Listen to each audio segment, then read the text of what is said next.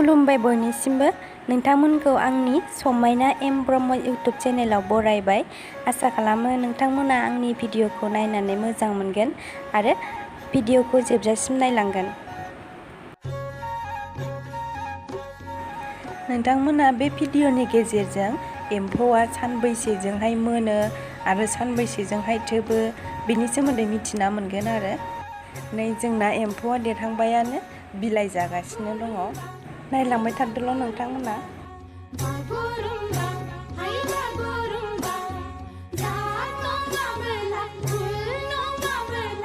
बेयावहाय एम्फौआ बुरजाथारना ओंखायनो दान्दा मोनब्रै आलायबाय आरो।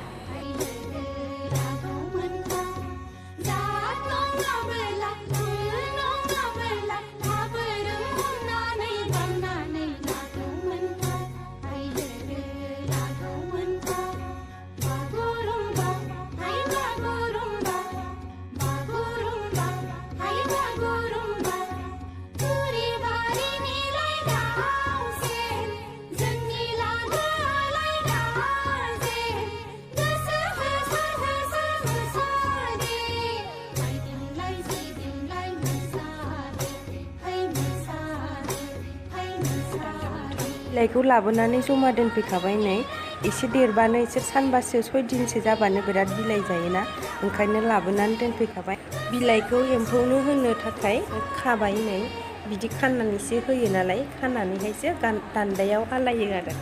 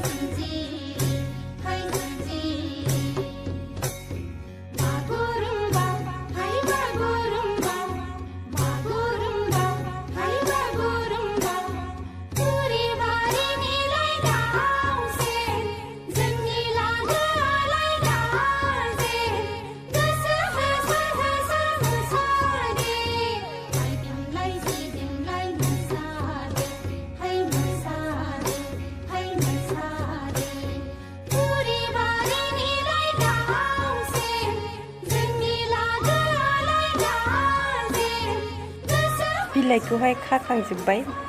खाखांनानै दा एबारो सुनानै दोनसिगोन आरो थान्दा जायगायाव, नङाबा बियो रानज्रबजोबगोन ना। रानबाथाय माने एम्फौआ जाया आरो बिलाइफोरखौ, ओंखायनो सुनानै थान्दा जायगायावहाय आराम दोनसिगोन आरो।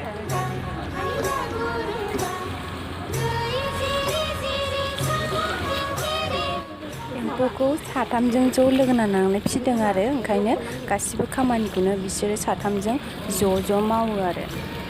बेयावहाय सानैया बिलाइ सुगासिनो ओमफ्राय सासेया बिलाइ खानायनि दाखोर आरि जानायफोरखौ सिबगासिनो दङमोन।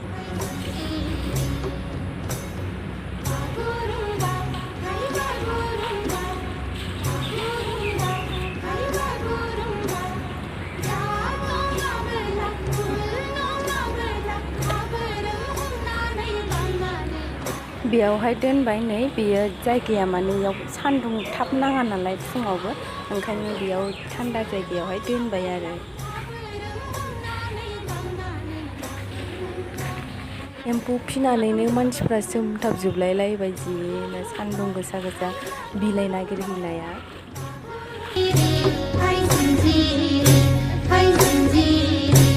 एम्फौ फिग्राफोरा मालाय माबा बाथ्रा बुंनो नागिरदों आरो गावसोरनि एम्फौ फिनायखौ लानानै। नोंथांमोना खोनासंलांदो मा होनो।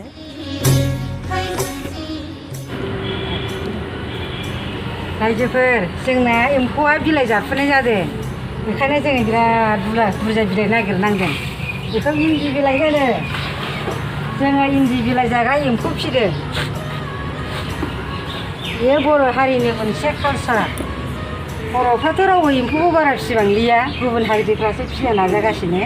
बेखायनो जोंबो एम्फौ फिनाय माबाखौ जोङो फिसिगासिनो दं आरो इन्दि बिलाइखौ जोङो जेरावबो नागिरनानै जोङो दिनै सान्दुं गोसा नागिरनानै जों लाबोदों। जोंनाव दा इन्दि बिफां आबाद मावनो हायानो गैथ'आ, बेखायनो जोङो गुबुन जायगानिफ्रायसो जोङो खानानै लाबोयो। बे एम्फौखौनो जोङो फिसानिफ्राय गिदिर खालामनानै जेला एम्फौआ गोमोन जागोन होनबा जोङो बाहा थोबनो होनोसै। बेनिफ्राय जों जेला एम्फौआ बाहा थोबो जों जिरनानै बेखौ जों फानो आरो जों बिदिनो जायोबो। बिदिनो जों गरसे गरनै रां खामायो आरो। एम्फौआ मोनहांबाय नै 9 दिनजों मोनो एम्फौआ, ओमफ्राय 10 दिनफ्रावनो 10 दिन 11 दिनावनो बियो थोबो आरो। थोबनानै ओमफ्राय बै दालाइफोरनिफ्राय बोखाजायो। दालाइयावसो थोबनो होयो नालाय, बिलाइयाव माने दालाइ फिसा फिसा खानानै खायो, ओमफ्राय बे बिलाइफोराव थोबहैयो आरो। थोबबाय नै एम्फौआ, उन मोनग्रोनाया उन थोबबाय, आगोल मोनग्रोनाया आगोल थोबबाय आरो। बिसोरबो एसे उन आगोल जायो आरो। थोबबाय। फाइलाद' बिफां, खोदोम बिफां, ओमफ्राय सवाल ना मा होनोनो आरो बै बिफां फांसेखौहाय, बिदि बिफाङावहाय थोबहोबाय आरो नै बेबायदि दालाइ खानानै मोननाय एम्फौखौ बेयाव होना होबाय।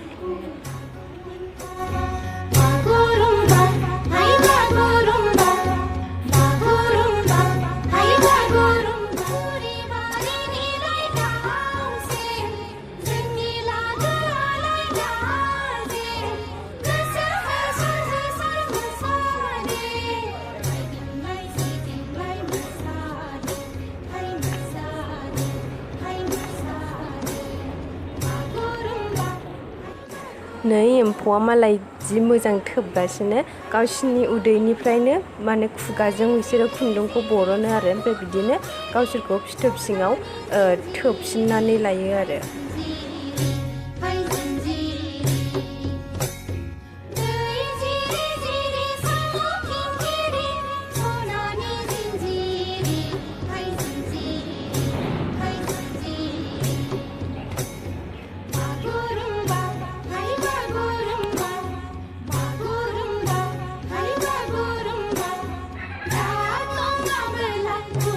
माखासे जिरखांबाय नै फिथोबखौ बिलाइनिफ्राय माखासे बोखाबाय आरो, दाबो माखासे बोखागासिनो दङ।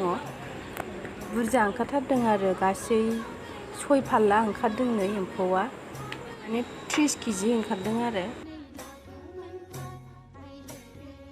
थेंक इउ स' माच बयनिसिमबो आंनि भिडिअखौ जोबजासिम नायनायनि थाखाय। नोंथांमोना अननानै आंनि चेनेलखौ लाइक, साबस्क्राइब आरो शेयार खालामना होदो। Thank you.